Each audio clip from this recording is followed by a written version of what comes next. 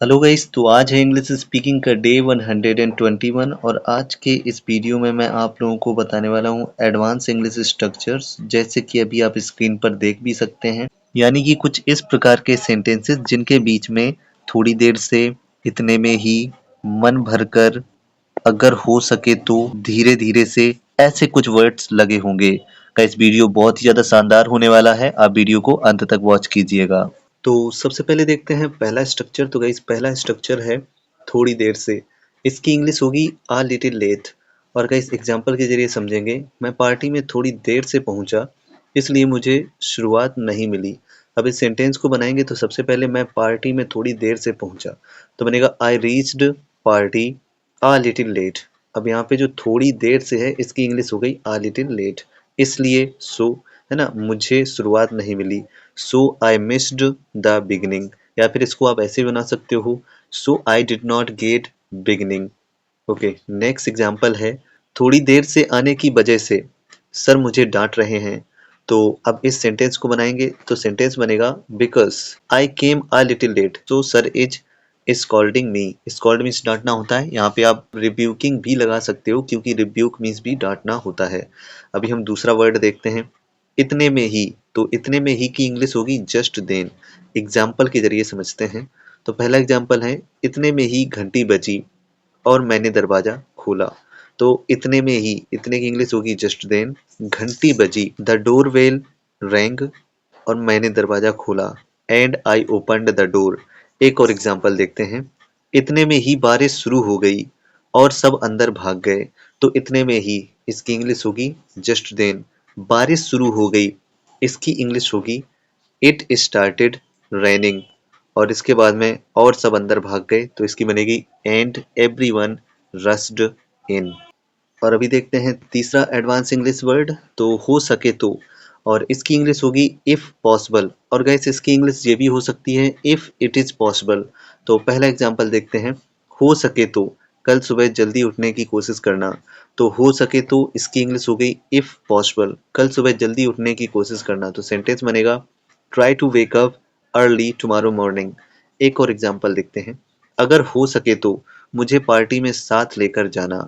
तो हो सके तो कि इसकी इंग्लिश होगी इफ इट इज पॉसिबल। मैंने आपको क्या बताया था कि इफ पॉसिबल भी हो सकती है, इफ इट इज पॉसिबल भी इसकी इंग्लिश हो सकती है।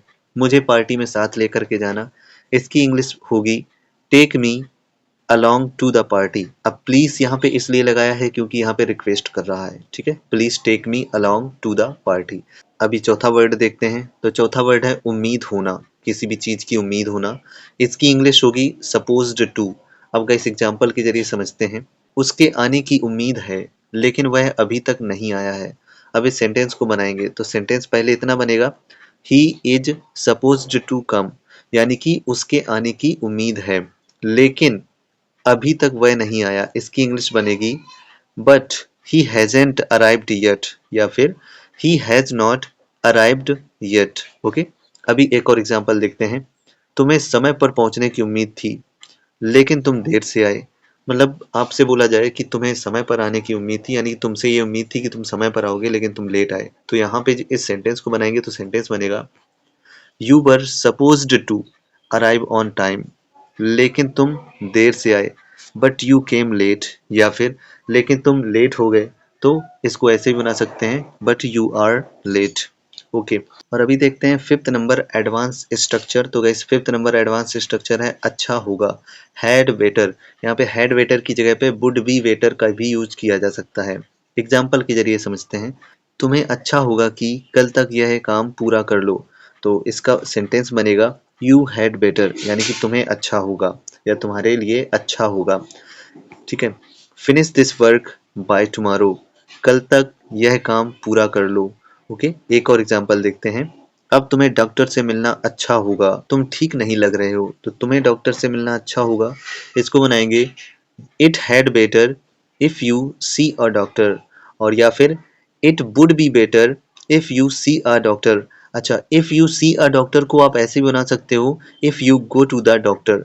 ओके, इसके बाद में तुम ठीक नहीं लग रहे हो, इसकी इंग्लिश होगी यू डोंट लुक वेल।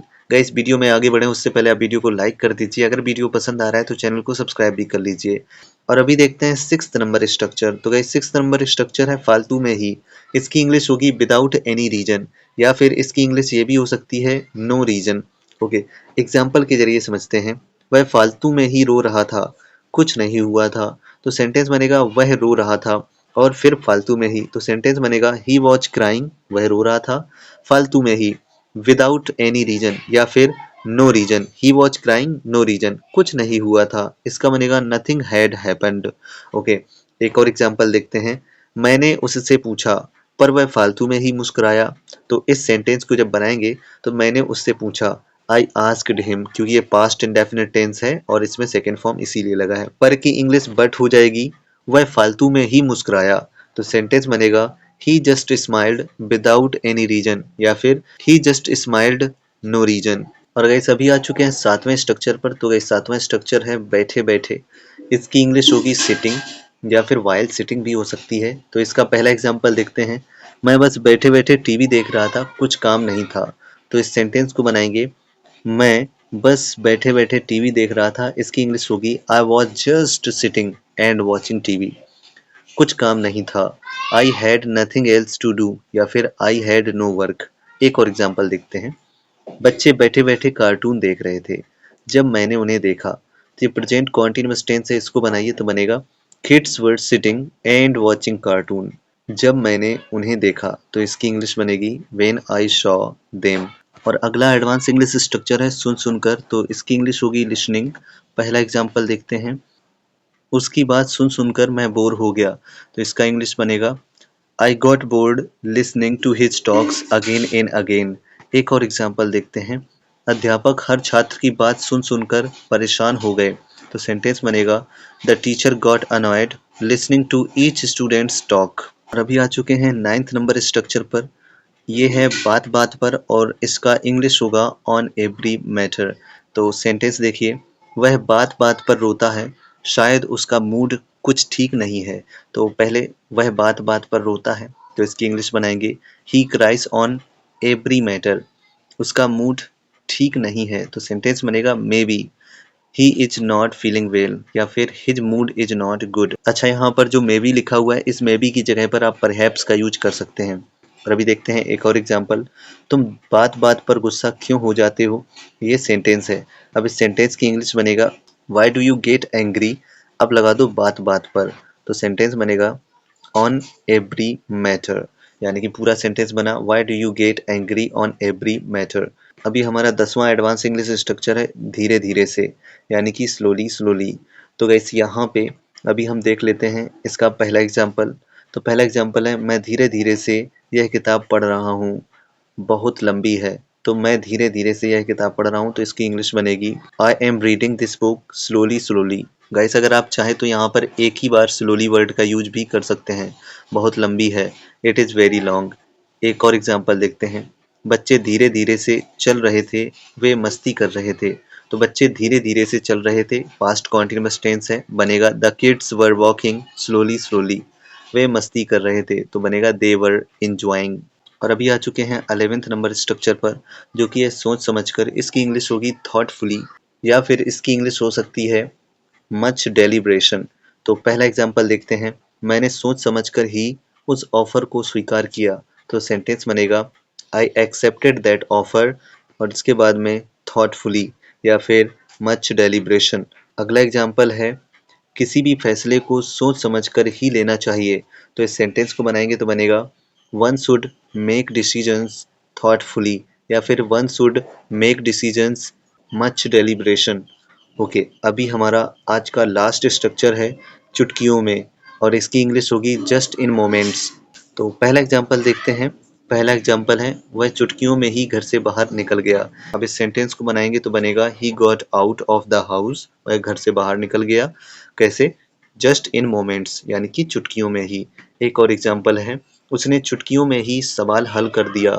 इस सेंटेंस को बनाएंगे तो बनेगा ही सॉल्व्ड द क्वेश्चन और इन जस्ट मोमेंट्स, यानी कि चुटकियों में।